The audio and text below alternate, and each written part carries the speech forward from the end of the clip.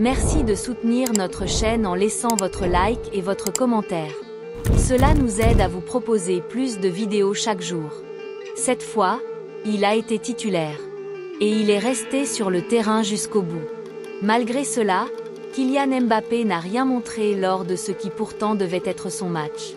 Le PSG est tombé face au Barça, 2-3, et le Bondinois est celui qui symbolise le mieux cet accro, c'est bien le numéro 7 parisien.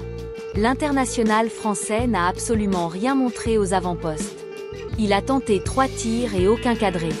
Il a eu 44 ballons touchés, mais il a eu 13 pertes de balles. Enfin, il a été signalé à 3 reprises en position d'hors-jeu. J'ai trouvé Mbappé éteint. Un match manqué et c'est difficile de le qualifier autrement. Comment l'expliquer? Pour Habib Beye, consultant de Canal+, la faute incombe à Luis Enrique pour avoir trop géré sa star en championnat. Ça a été un match difficile pour lui et il ne peut pas faire un match comme ça quand il est le leader d'attaque. Il a été moyen, un peu à l'image de ses partenaires. Mais, encore une fois, et on a eu cette discussion plein de fois, il y a la gestion de Luis Enrique. Il le sort souvent.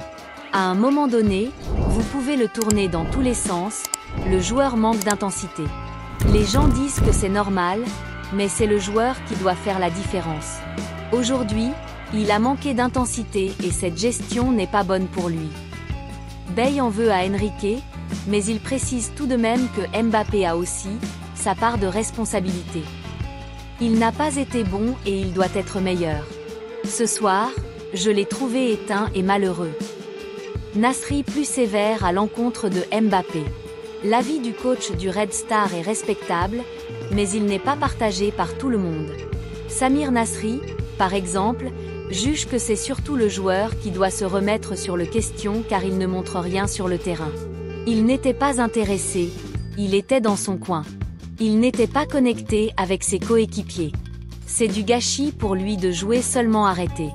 Il faut prendre le ballon d'un peu plus loin. Sans lui, le PSG ne peut rien faire. Ils ont besoin d'un grand Mbappé pour se qualifier. Enfin, David Ginola a été un peu plus nuancé dans son analyse. On s'attend à tellement de grandes choses que ce soir on voit sa frustration dans les dernières courses. Il sait au fond de lui qu'il n'a pas assez donné. Si vous avez aimé cette vidéo et que vous souhaitez voir plus de contenu comme celui-ci, n'oubliez pas de vous abonner à notre chaîne.